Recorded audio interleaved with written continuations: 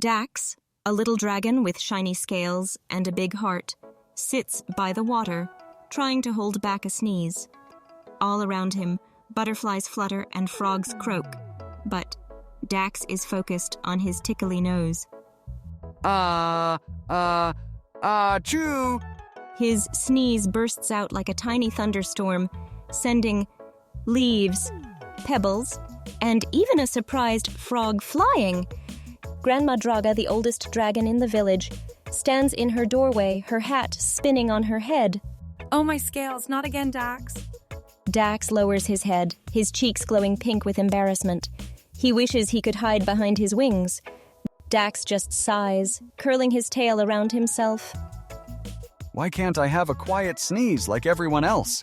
He whispers to a ladybug crawling on his claw.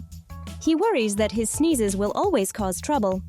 Mayor Ember, a wise green dragon, shouts, "Everyone to safety. We need help to stop the snow." but the avalanche is coming too fast, and panic fills the air. The biggest sneeze yet shoots out of Dax's nose, blasting a gusty wind that meets the avalanche head-on. Snow flies in all directions, swirling harmlessly into the sky and away from the village. Grandma Draga hugs Dax, her hat finally straight. Your sneeze saved us all, dear. Mayor Ember grins and says, Maybe your sneeze is a superpower after all, Dax.